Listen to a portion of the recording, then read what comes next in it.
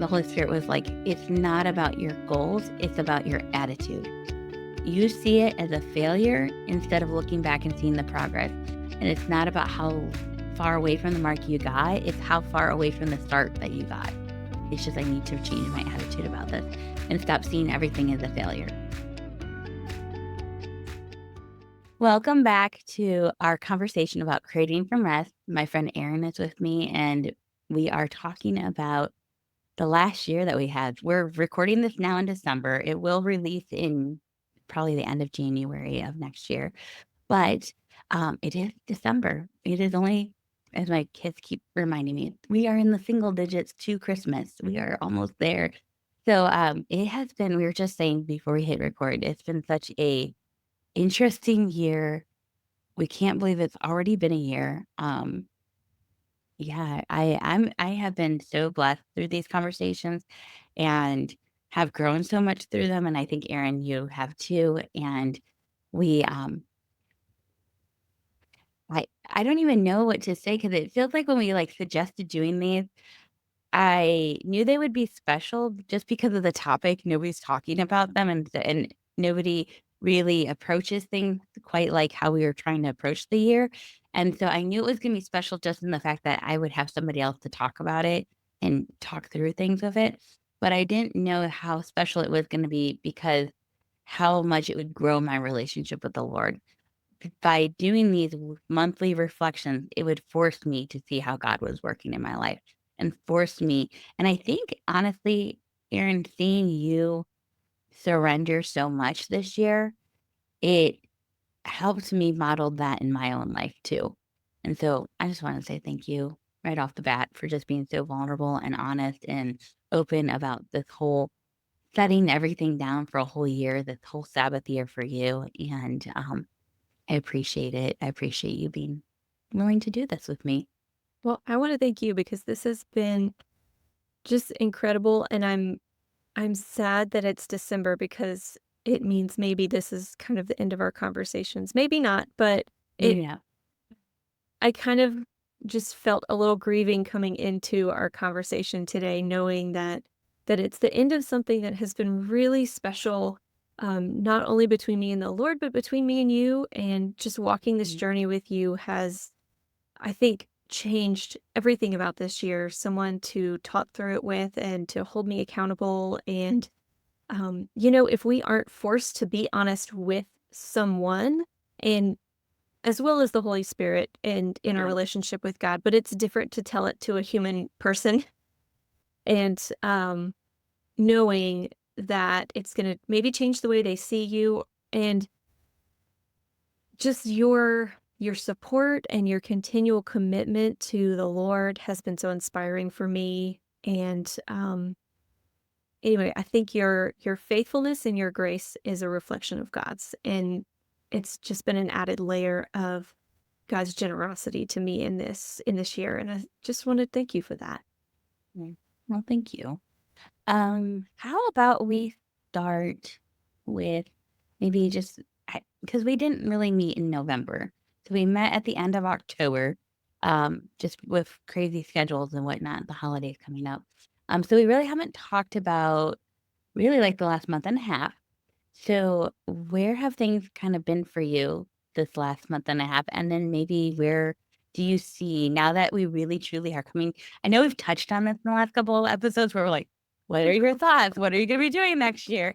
But now that we're coming to truly the end of the year, where do you feel like God is having you head into 2025 as far as what you're going to be doing next? You spent a whole year not creating content for profit, not promoting anything, not even really not being on social media. And so, even though that wasn't necessarily a part of your Sabbath, it was kind of just like a trickle down effect.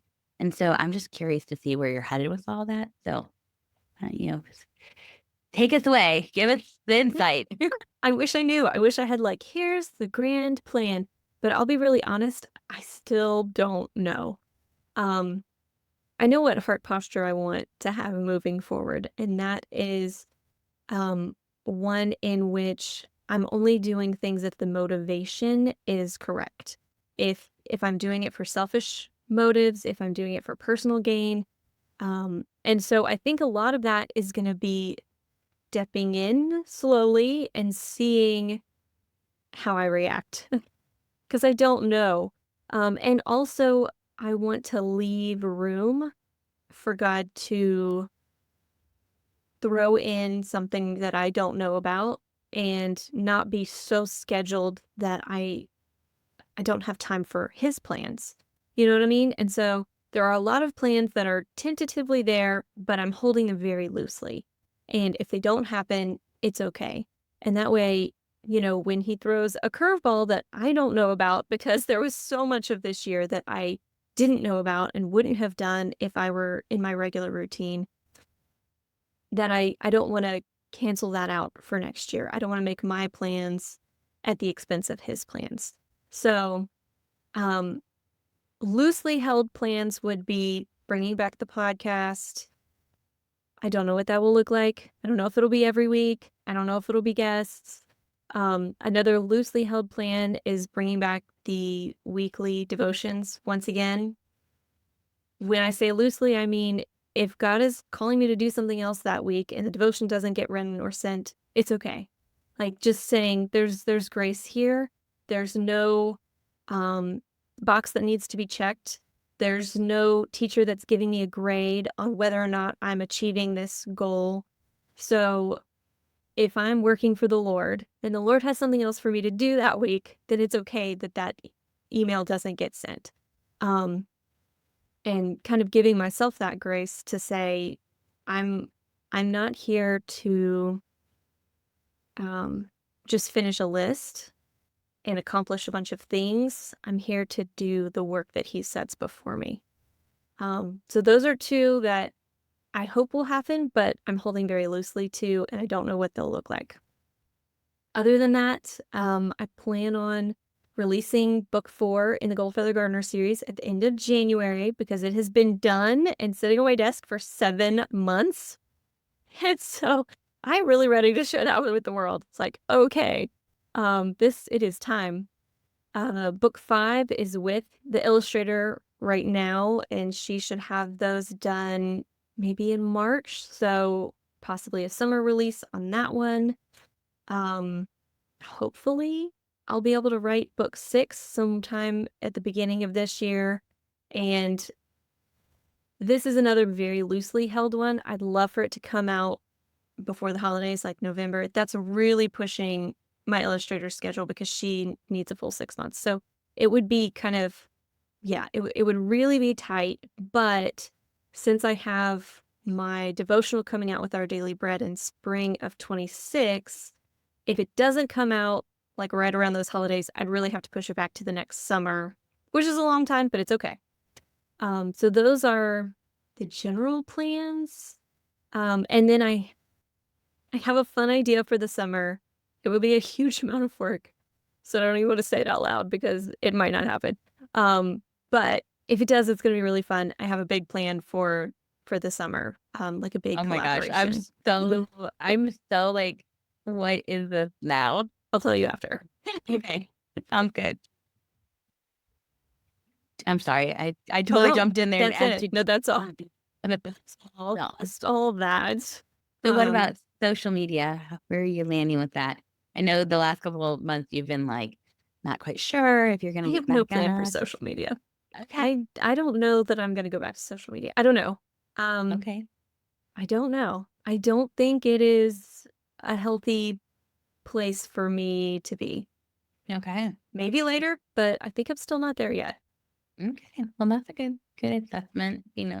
Self-aware and Yeah. whatnot with that. That's good. Okay. So what will you do instead of social media? Because that's always the question, right? It's like Yeah. we have this freebie opportunity, like free tool to use to promote ourselves.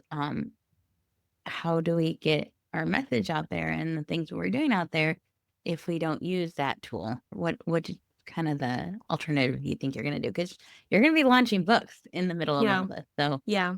And I may post on social media, but it's not gonna be what I'm depending on, mm, if that makes any sense. yeah. first book launch, I'm not going to put a lot of pressure on. I'm going to put the book out there. I'll do what I can with my email list and things like that. But I'm not going to be making a goal of how many copies I want to sell or any kind of monetary like achievements I want to reach with that one. It's going to go out and it's God bless it. Whatever he wants to do. The second, or I say the second, the fifth one, which will come out in the summer, would be part of this kind of big idea that I have. It would come out in the middle of that. So that's more of a collaboration with other authors and using email Email. specifically for Yeah. that. Yeah. And Okay. hopefully that does well. And, if a book 5 launches well, then everything before it is that's the nice thing about a series is that, That is a nice thing about series. the first one sells the second one sells the third one, and so on. So I really only need to keep creating good content and then promoting the series, not individual books as I go through. Okay. So, So as far as like entering the new year, are you nervous at all about it? Like, are you tentative? yeah, Can you yeah, talk a little bit about that? I am very nervous. It's like I've gone through training and now like I'm about to be launched out and I'm just not sure if I'm ready. I'm not sure if I'll be able to remember what I've learned this year in the moment, in the everyday working. I still have this desire to be known, to be respected as an author specifically. I want my books to be read and um, widely, you know. Yeah. I don't want to say I want to be famous, but I want to be I want my books to be read widely. Let's put it that Hmm. way. And so in that sense, I'm afraid not a failure. I know a lot of people are afraid of failure. I'm afraid of success because I don't know if that is going to help me keep an eternal mindset. I don't know if that came out right. No, I get it. It's you're afraid of succeeding because so this is interesting. I just was listening to a podcast about Solomon, and they were talking about how God gave Solomon wisdom, and he used that wisdom to amass wealth for himself. Mhm. And that's what his downfall was. He wasn't not wise. Like, he knew Yeah. all the things. He knew how to live the good life, right? He knew how to live a life that was in alignment with the Lord. He he knew how to cultivate and how to grow things. Mhm. He just chose to grow the wrong things. Like, he chose to grow the right things for a while, Yeah. but then at some point, amongst all of that abundance, Yeah. in the abundance, he shifted his eyes off of growing things for the Lord to growing things for himself. Yeah. And that's, I think, what you're talking about. You're afraid that in the abundance, the being successful, becoming known, that you might shift your eyes off of the important thing. Yeah. Yeah. I think that is a scary place to be at. And I think I'm glad that you're a little nervous about it. Not because I want you to be nervous, but because you're being aware of it. And I think that that's kind of the first step of recognizing that this is a possibility. And that way, then you can bring it to the Holy Spirit and say, I need your help Yeah. to not take my eyes off of you. I need your help to be in submission constantly. Yeah. And I think that's why that verse about his mercies are new each day, it's because it is a daily surrender, right? We just aren't capable on our own to surrender all the time like we need to, like that constant submission. And that's why we need the Holy Spirit empowering us to do that. Yeah. And I feel like it is a healthy place to be. Like the Bible tells us to approach his throne with fear and trembling. And I don't think that's being afraid of him, but being afraid of our own depravity and how far we can fall. Mhm. And I don't want to take lightly the lessons that I've learned this year and, check that box. I've learned it, moving on. Right. But no, this is part of my core, it's part of my being, and I don't know that it's ever going to stop completely to be a struggle. And so I need to continually come before him with fear and trembling, saying, I'm I'm afraid of what could happen if I don't fix my eyes on you. And for that reason, I need to continually focus on you. Right. Right. That's so good. And I think too, like understanding that helps you put good boundaries in place for yourself so that you can remove as much as possible the temptation to slide into that. Um, and so you can say, I know, like you said already, I know social media is not a healthy place for me to be because it emphasizes numbers, because it emphasizes that kind of struggling to amass followers and whatnot. And so if that's being able to articulate this is not a healthy spot for me to be in allows you to then find another avenue, another way to do it that is healthy and allows you to continue to create art that you've been called to create and get it into the hands of a reader because we know that if we're just creating art for art's sake, that's really not what we're called to do as like creatives who are being asked to use their talents in this particular way. Um, we can create art. Like, I always feel like I have to differentiate between these. Like, yes, sometimes we make art that's just for ourselves and it's just like either practicing or processing through that art. But oftentimes the Lord is asking us to produce art that's Yeah. meant for somebody else to consume. And so we have to be willing to do that and put things in place that helps us do that. But it is learning to navigate what does that mean in the way that our system currently in this industry. I was talking to a friend the other day, and she was talking about growing her email list, and um, another friend was with us in that conversation. She's like, "I'm just curious, like, what's your end goal for growing your email list?" And she's like, "To get traditionally published, Mhm. right?" And, I asked her, I said, "Oh, what's the number now, like, for the platform number?" And she's like, "About 50,000." And between all the different things, right? And I'm like, "Oh gosh, I heard that number 2 years ago, and I thought it was crazy." And I'm like, "It's still that number?" And she's like, "That's what I keep hearing is that is still you still need that huge number to get, like, get the traditionally published, contracts that are decent." Yeah. And I know that's amongst it's not just email lists, it's not just Instagram, it's just that but it does kind of make you feel like you're running this uphill battle, Yeah. right? Or that not I meant to say running this uphill, like, race, and then battle came out because I think that's probably more what it feels like you're fighting this uphill battle, like, you're trying to move forward and you're like the algorithm's working against you, the all the other people on the platform making content are working against you. All these things are working against you, right? And so it does feel like a battle. But anyways, so as far as going forward, do you have any thoughts on what your weekly and daily rhythms will look like in order to support the posture that you're hoping to cultivate? Not exactly. Okay. And my daughter's preschool schedule just shifted, and so it's, the the calendar and the schedule is continually changing, and I don't have a place to work that's silent right now, so that would be kind of the next step is finding a quiet place where I can Yeah. do some of this work that's away from the house. Because otherwise I'm doing laundry and dishes and, chatting with my husband who also works from home and things like that. So yes, I would need an away place. Yeah.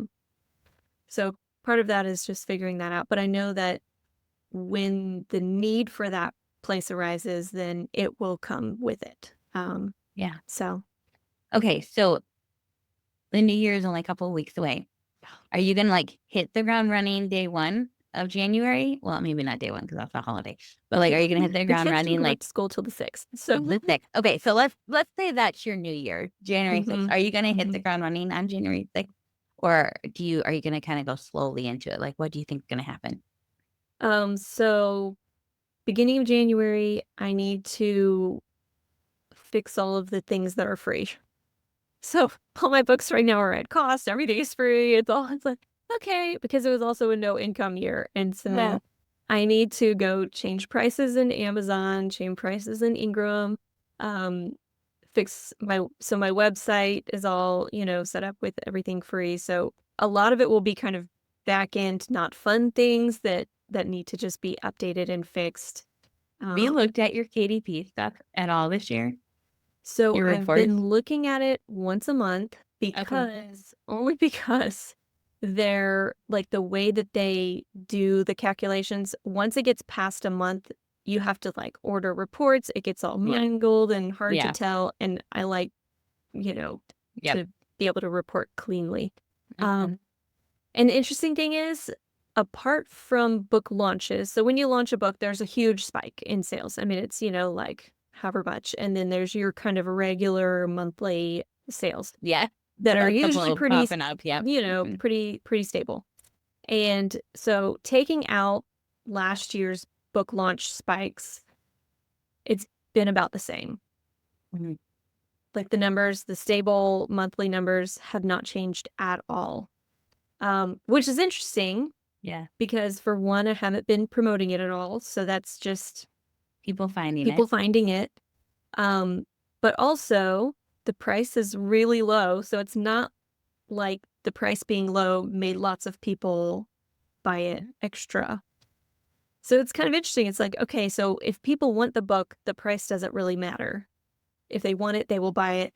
Yep. I don't want to say no matter what you price Yeah, it, I think, yeah, there's probably but they like a cap value to, it. but at some point, yeah, because I mean, I just ordered a book. It's the first time I bought a book off of a reel, like, that I saw, but the guy did such a good job with the reel that I was like, "I want that book." I'm like, "There's a kid's book." And, but I bought the kid's book, not even blinking an eye at the Yeah, price, and it was like a 20 something dollar hardcover kid's book. I know when I saw it, I was like, no, I still want it," you know, because I wanted the book. And so I think you're right. I mean, now if it had been $40, I might have been like, "Nah," you right, know? right. To an extent, but I mean, I just within spent reason. this last weekend in an antique shop and, definitely, like, would pick up stuff and I'm like, "Oh, yeah, no." I pick up no. I picked up a kid's book, an older, I was like, "Oh, there's used books over there. Awesome. I'm gonna go look 'em up." And I picked up, oh my gosh, I can't even remember what it was. I wish I did. It was like something, and I picked it up and I just went, "I could buy this new for this price." And Yeah, I had like that reaction. So I do think that people do have like a sense of what, but I think you're right. When they see something well done, like your books are so well done. They see something well done, they're willing to pay for that product. And I think that's something we should all take to heart as content creators, that uh, we need to stop being afraid of people not purchasing things if we're charging what they are, you know, um, enough so that they can make some profit, so we right. can afford the cost of making them, right? And Yes, so also we like can continue to create. great. Yeah, Yeah. exactly. So anyway, I agree with you that that's an interesting thing. I'm glad that you like kind of glanced at all that and kept track. As you were talking about that, it made me think about the fact that when God talks about the Sabbath year, the field essentially will like produce still. Like Yeah, whatever the field produces, that's what you right. gather, right? Yeah. But my thought was, oh, look, she cultivated her garden during those years. She was faithful with it. And even when she stepped away for a Sabbath year, it continued to produce fruit Yeah. and she Yeah. got to glean what it produced. And so I think it's important for us to recognize like it continued to produce because you were faithful in the years prior, And because and he's faithful. yes. We feel like we have to do all the work. We have this, like we keep saying, this uphill battle that we have to fight, and we Mhm. forget that when we're co-laboring with Christ, he's really doing all the work, right? We feel like we're there. We're like a kid holding the flashlight for dad, right? We're Yeah. not actually doing anything. We're just we're just there and he's doing the work and we get this honor and privilege of being with him in it. Mhm. Um, and I think that's one of the most important things that I've learned this year is that I don't have to I don't want to say I don't have to do the work because that sounds like I'm going to do nothing for the rest of my life. Right. But I don't have to carry the burden of the work, if that Yeah. makes sense. Oh, totally, I just 100%. have I to agree. walk along with him on the journey, do whatever he places before me, and just step by step continue to do the work without feeling the burden of the task. I love that image you just said about the kid holding the flashlight, and you're like, "And just do the work," right? So how many times were you I don't know if you ever experienced this, but, like, you're doing something with your dad or even your mom, and they're like, "Okay, go get me this," right? "Get me that." Yeah. Um, "Stand here and hold this." And it feels like such meaningless tasks sometimes, and it feels like you're just kinda doing the grunt work, but it's so important that you're doing those things. Like, those little tasks actually make the work that the parent is doing either easier or it helps move the work along, right? And so I actually like that you use that image because as you were saying, I was like, "Oh, I know so many times I tell my kids, like, I need you to stop. Like, I know that you wanna do X, Y, and Z, but what I really need you to do is A, B, and C, because that's what's gonna help us make this thing happen, right? And how many times do we say that to God where it's like, "Well, I wanna do blah, blah, blah," and the Lord's like, "I need you to do this over here because that's what's gonna make the progress happen. That's what's gonna actually produce the fruit." So, thank you for saying that because I'm like, that I resonate with that a lot. So, And two, I think it's about the intimacy of the process. mm, You know, like my girls are at an age where them helping in the kitchen makes everything take longer. yes. But I want them to help me in the kitchen because it's fun. It's fun to Mhm, be with them. It is an experience that we can participate in together. And it's not about finishing faster or doing something better. It's about doing it with them. And mhm, so I think that's what we get when we work with Christ. I mean, obviously, he doesn't need our help to right. accomplish his plans. Um, but the fact that he invites us in is just very special. And it's because he wants us with him on this journey. Yeah. And Now that's just humbling. your kids are still little, so Yeah. you haven't experienced this yet. But then they grow up a little bit, and now suddenly they're able to help you a lot more in the kitchen, and you're able to give them more and more tasks to the point where you're just kind of standing there supervising or just kind of like being, you know, checked in with.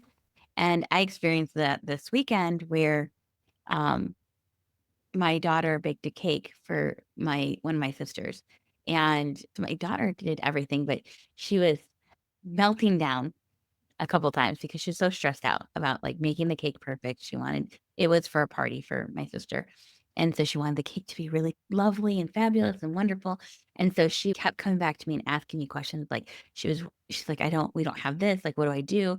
And so we, like, troubleshooted together, right? But for the most part, I did not step foot in the kitchen.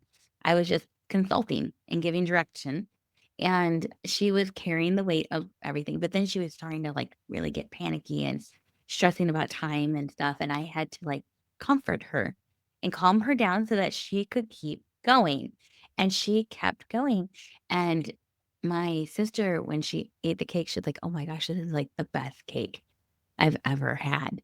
She's like, "I'm not even, like, being polite because it's my niece." She's like, "I really, truly this is, like, the best cake I've ever had." And she's like, "I want this for my wedding." So I relayed that message to my daughter, and she just, like, had such a proud smile, and I felt proud too. Like, I didn't make the cake, but I, like, have coached this child and helped her through, and I just felt this immense pride, and she felt this immense pride, and we created this beautiful thing, and I'm just like, "This is so cool." It was, like, kinda the first time that I've experienced that where that training of the little has now resulted, it wasn't fully 100% her. But my point is that how often does God want to take pride alongside of us in our work and we panic to the point where we get ourselves stalled? And he's over there trying to comfort us and lead us and guide us and keep us like from wigging out. And we don't let him. And then we don't get to reap the benefit of it, you know? And so we don't get to enjoy either the process or the result.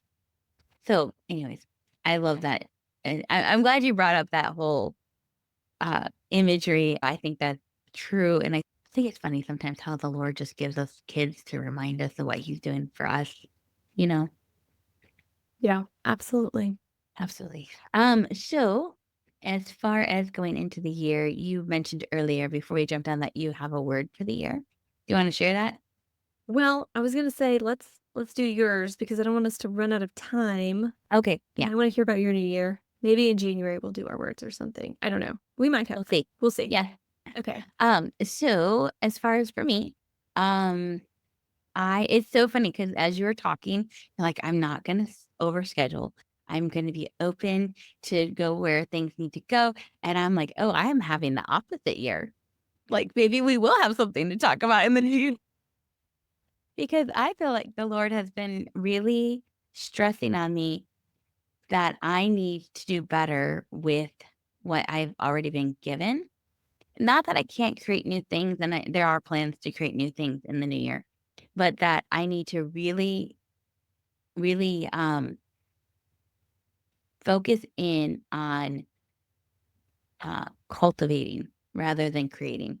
And what I mean by that is, I feel like I've gone through this last year has been the tilling and this like turning over of the soil and putting down new seeds and planting things that are going to take root and that are going to grow deep. And I feel like the Lord has really been saying to me, now is when stewardship is the most important.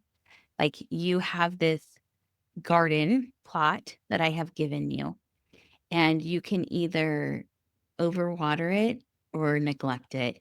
And that seems to be your 2 ways of operating.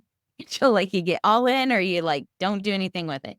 And I need you to be more consistent about checking in every day with the garden and seeing what the plants need and reacting to that, and having a daily plan for care and adjusting as needed, and really, tending to the garden, keeping the pests away, keeping the the you know the predators or whatever that would eat the garden, keeping those out of the garden by putting boundaries around the garden and putting the fence up and making sure that you are taking the weeds out constantly and that you are really caring for, nurturing, growing, and that's what you need to be focusing on this year. And so what that looks like practically is, I have been really intentional with, like, creating um, vision statements for each of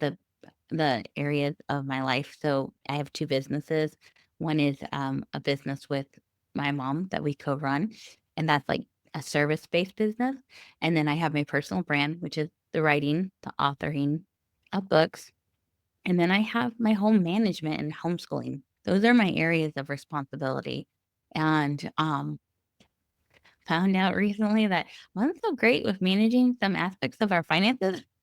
So I'm like, I need to do better about paying attention to these little weeds or these little pests that pop up. Actually, it's just a funny like anecdote that highlights this is so we are renting an apartment, and the way that our bill happens is that they include our water in there too. So the price that gets charged each month is a little slightly different because of the water bill. And so every month I've noticed it's been roughly around this price, right? And it fluctuated. And I thought that was because of the water bill. And so a couple times I had gone into our portal to try to see what the charge was going to be, and then it would charge something different. And this happened like for the last 6 months. And my life has just been so busy and chaotic, and I don't have any time really scheduled in my weeks for home management stuff like this, like calling up and checking in or digging into things because it takes forever. Um, so this last time, our car had issues. So this whole time I'm like, this is just adjustments for the water, right? So the last time we were trying to make sure that we knew what our finances were because our van needed some work done. So you're kind of like, yeah, well, scrimp and save to get the work done on the van. It was kind of ridiculous amount of money. Anyway, the point is that my husband's like, "Oh, this is what the charge is gonna be." And I'm like, "Okay." And then it was a different charge. And I'm like, "What?" So I opened up the receipt email and I see that it's a transaction fee. I'm like, what in the world is this? And so I called the front office. It turns out because of the way that we put our debit card into our portal, it was charging it like a credit card and charging us a finance fee every single month. And I just was like, "Oh my gosh, all this time." And like it was like 20%. It was ridiculous. Oh my goodness. Yeah. And it didn't need to be. It was just an input error. Like when my husband put it in the portal and he was just adding his card to the auto draw, he just put it in there wrong. And this has been an issue. So it's like little things like that. Like that's Mhm. what I mean by like the little weeds that just pop up that would take no time at all to fix, to pluck out of the garden. But yet, because we don't give time to tending to those weeds, they grow and they fester and they suck up the nutrients from the ground and they take away from the things that we're trying to grow. So that's what I mean about really tending to things. And there's things like that in my businesses. Like there's an Adobe Acrobat Reader, whatever charge that I get every month for my one business that I'm not quite sure I need to be paying for that level. Like I know this, but every month I don't think about it until I get the charge. And then I'm like, gosh darn it, I could probably save myself $10 a month. Those little things like that that I just need to tend to better. So I created vision, like I really articulated what is my vision, what is my mission, what is my goal for these areas. And then I took that and made a overarching objective for those areas. Like what do I want to be true at the end of the year? And I did go big with them because I had read something from Dave Ramsey that they were talking about creating strategic plans. And this is specifically for like entrepreneurship, leadership, that side of his stuff.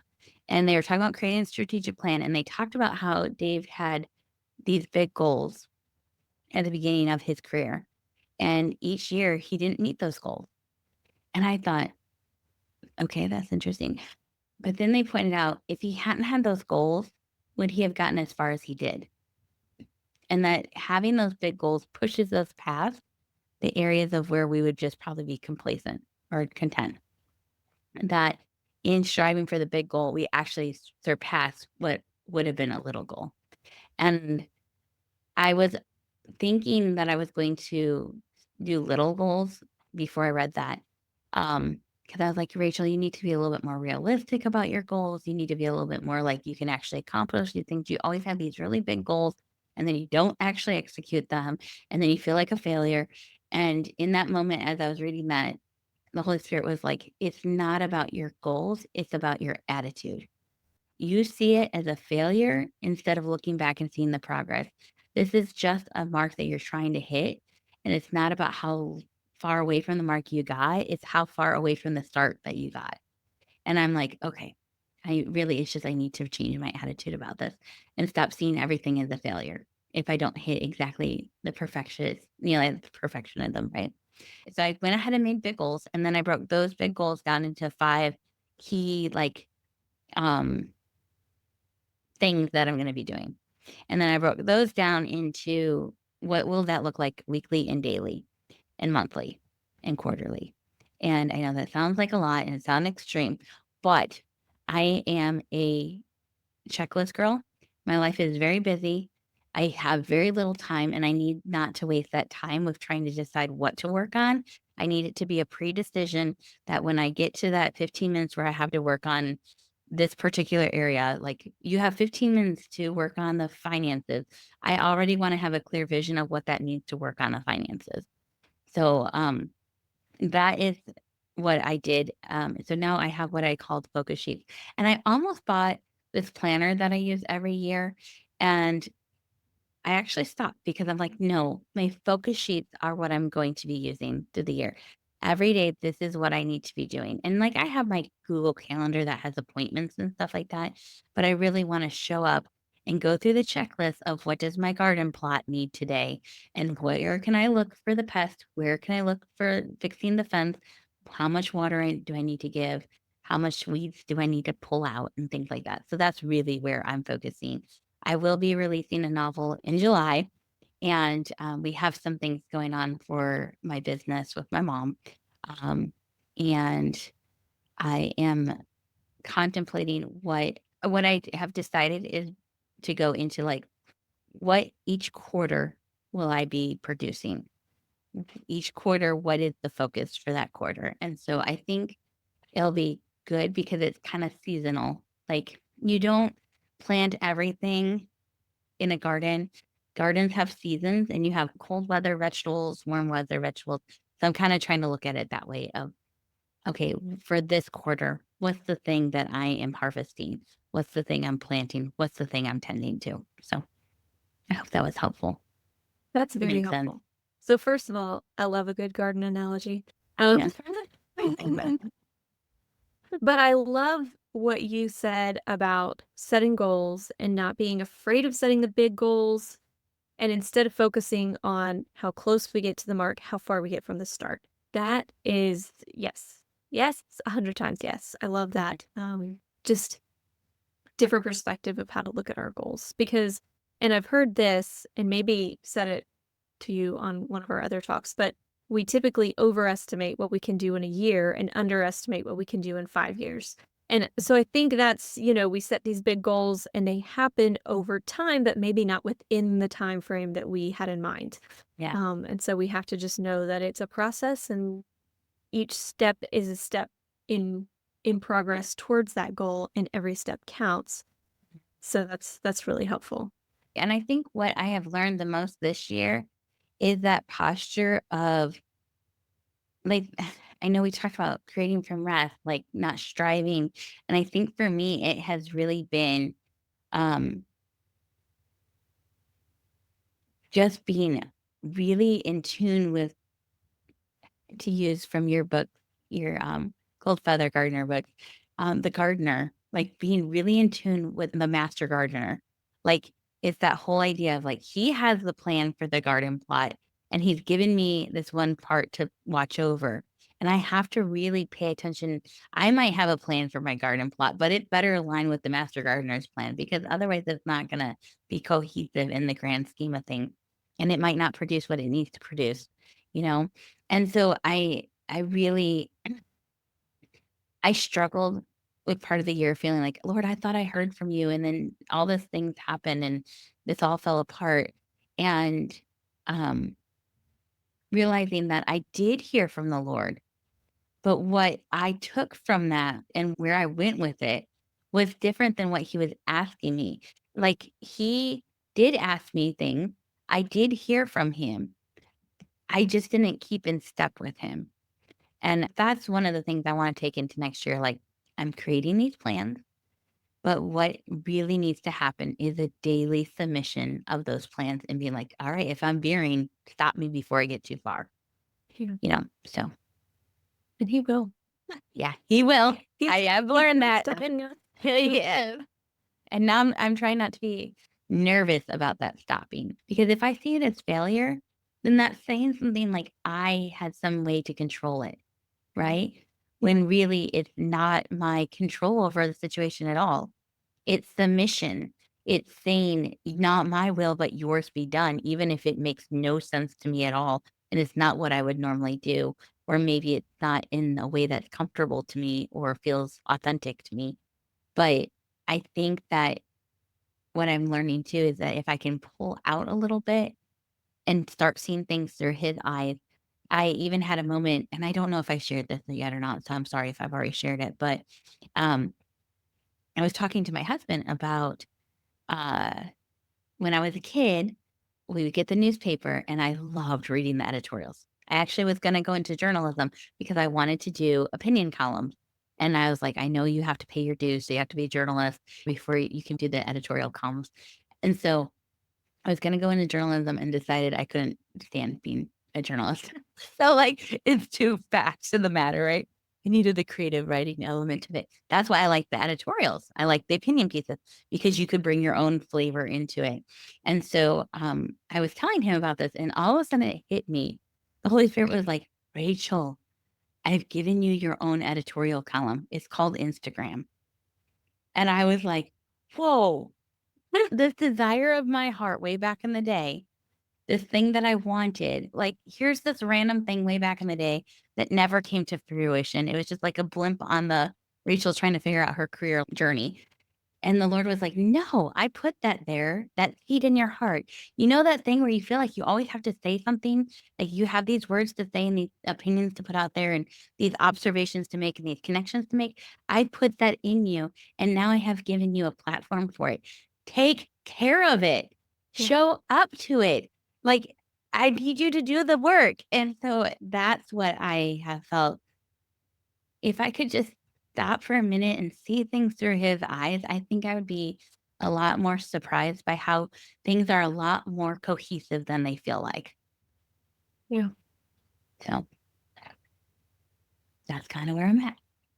So, what can you share with us some specific ideas of what is on these like daily, weekly, monthly Mhm. tasks? First of all, you're the queen of creating these lists and Yeah. organizing and I'm the queen of planning, but not the greatest but it's executor. so good. It's so good. So, if you can share us a few specifics about what that looks like, let us in. Okay. So what I try to do is that anything that went on that focus sheet supported one of those objectives that I had outlined. So I want to make sure to say that because I have so little time that I really need to make sure that whatever time I'm putting towards this supports one of those goals, one of those key metrics in that overarching goal.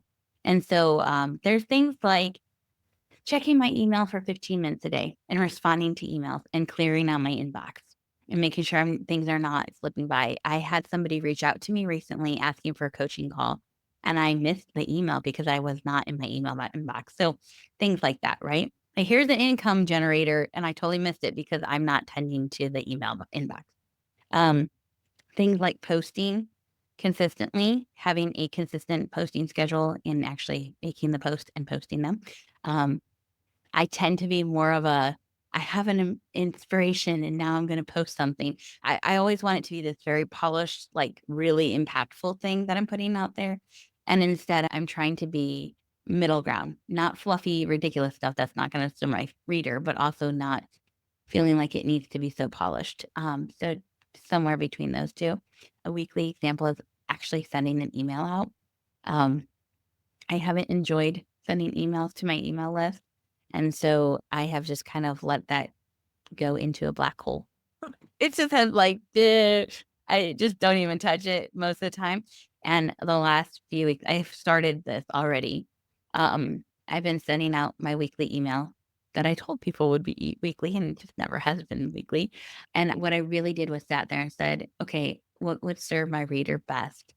What are the things that I know are strong for me and, like, fit with my personality? What would I wanna read? And let's start there." And so and it has been actually a lot more enjoyable. I've enjoyed doing it, and I've had people respond to me, which has been so life-giving because it was very much felt like I would just send these emails out and then, like, they would just go into a black hole. And so I think taking the time to really be like, "Okay, this is my end goal. This is how this supports this end goal over here. Me sending out this email supports this goal. So I need to take the time to send out the email. But let's think through this like, how is this email actually supporting that goal? And how is it serving the people I'm serving? And so it has been tending to things like that. Reaching out to people to collaborate is one of the things that are is going to be on there. Um, Checking my analytics uh, weekly. Like, I have a specific day that I'll check the analytics. Um, I don't quite struggle with them like you do. I did for a bit, which I, like, let them go for a while. Now I'm like, I need to just be a little bit more I want to look at them to use them for feedback rather than for a metric for accomplishment. And so looking at which posts resonated with people more so that I can do more of those, so that I can serve my readers better, that kind of thing. But if I don't put the time to do it, then it's not gonna happen. So, does that answer your question? Yeah, yeah, those are great examples. Yeah. Very good. And then as far as like weekly and monthly specific times to create products and revise products. And that's the other thing, revising products and making them better, like the ones that I already have done so much of. I'm trying to re bring them to the forefront of marketing. So that's the other thing. This is part of tending to the garden is I know that I'm really great with creating new products and putting them out there, not so great with actually talking about them afterwards and not so great with actually marketing them.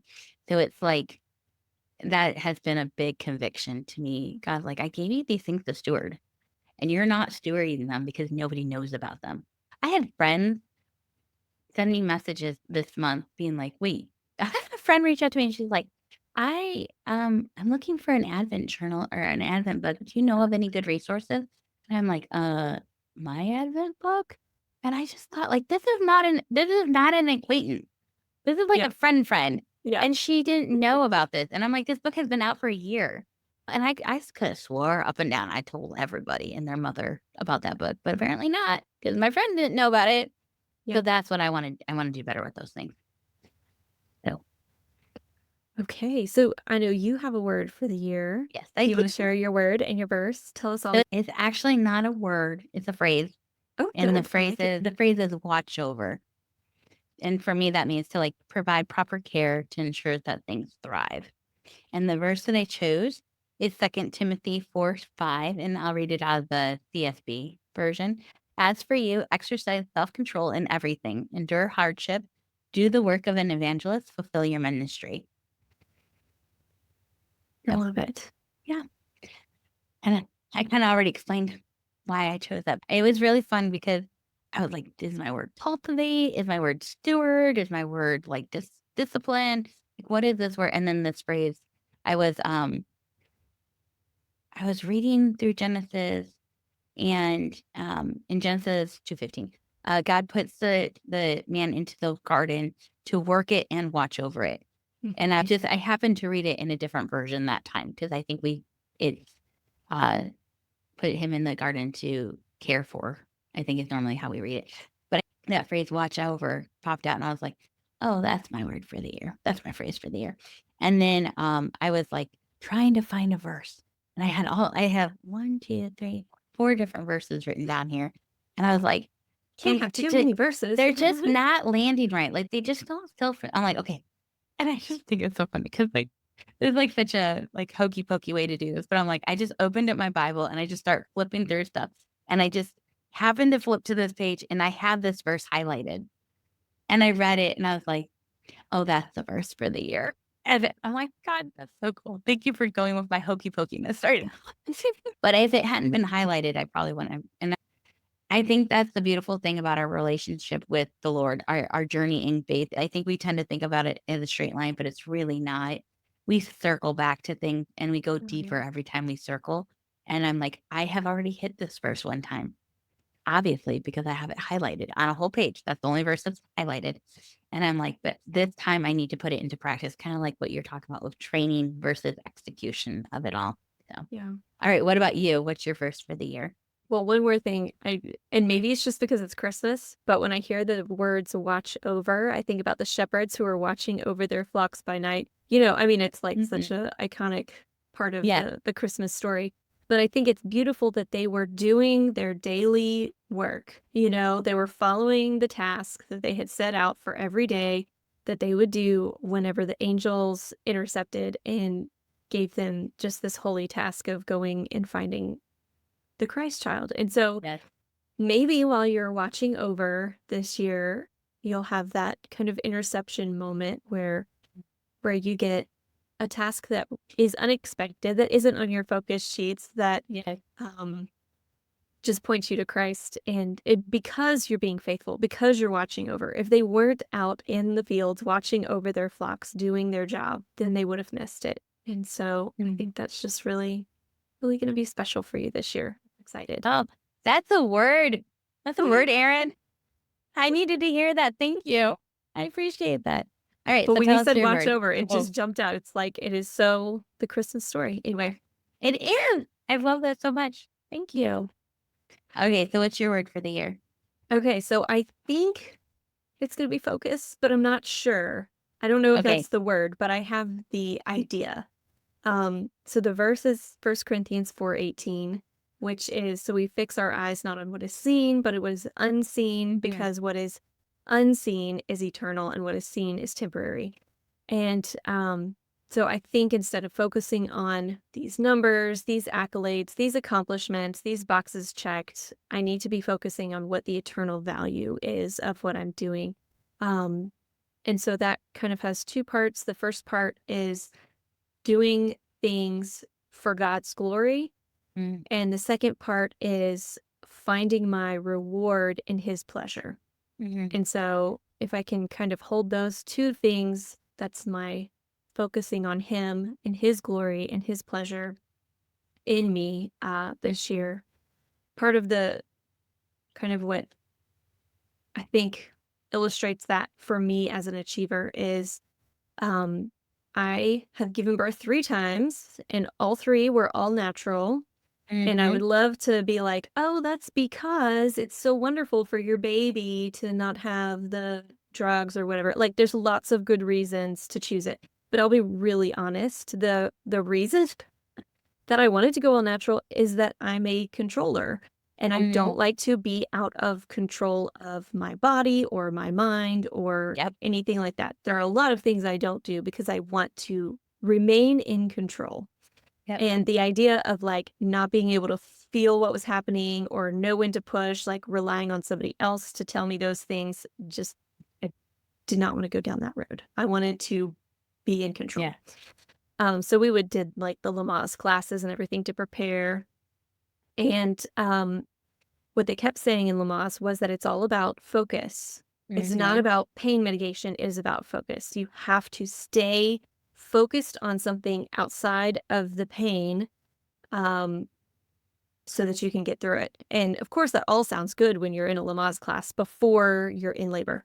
Um, but what so I true. discovered when I was actually in labor was that it took all of my focus, like 100% of my focus to release because Mhm, your body takes over, like it's doing its own thing, it's contracting, and you have to let it mhm, and not control it.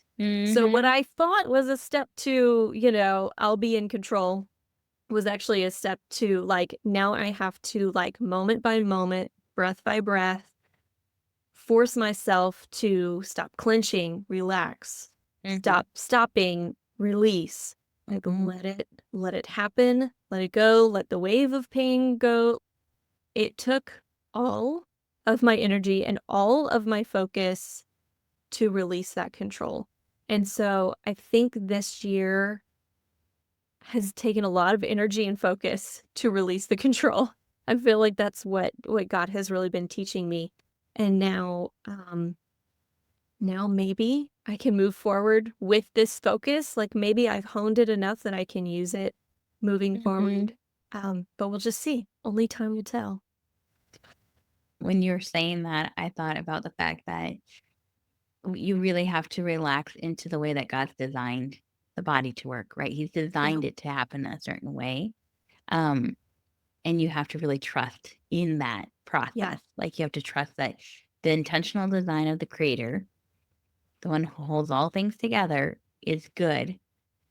Even if it's uncomfortable, even if it's Yeah. painful, there's something that's good's gonna come out of that, that he's working all things together for your good. And so, I think that's a beautiful imagery of what he's asking you to do. And when you read the verse, the word fixed, like your gaze is fixed. I was explaining to the kids the other day, we were watching White Christmas, and there's a part where he's twirling her in a dance, and they're like, "Why does she keep looking?" And I said, Mm-hmm. "Oh, she's spotting, like, she's spotting." So I said, "When you're getting twirled like that, you have to fix your gaze on one specific spot, because when you're being spun that fast and everything's going around like that, it can make you dizzy, and it can really throw you off." And I'm like, and so if she didn't do that, when he stopped twirling her, she would have stumbled all over the place. And I'm like, and so when you said that fixed gaze, it made me think Yeah. about that really, we do have to keep our gaze fixed on the Lord. Otherwise, we just stumble all over the place, really. And Yeah. so I think that's going to be good for you this year. Keep it your eyes on him. Like you said, you've been in training. So now it's time to go out there and actually do the thing you've been trained to do. Yeah. See how it goes. Well, I think that is a lovely place for us to end this month's conversation. Like I said, I think we might actually have a little bit more to talk about next year. Maybe we can figure out what that's going to look like. But I just want to thank you again. Thank you again for these monthly conversations. Thank you for committing to a whole year of showing up here and talking to me. And I really have appreciated it and valued you and your friendship and these conversations. So thank you. Same here. This has been just incredibly special. Yeah.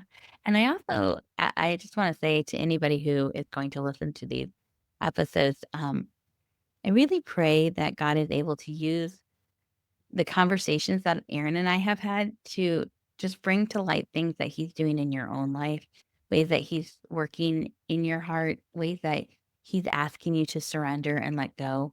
And that maybe by hearing what we've gone through, that you are able to just step out in faith and trust and ask the Lord to refine you in any way that needs to be refined so that you can continue to create and that you can create from a posture of resting in Him and surrendering to Him. Thanks for coming along on the journey, and we'll see you next time.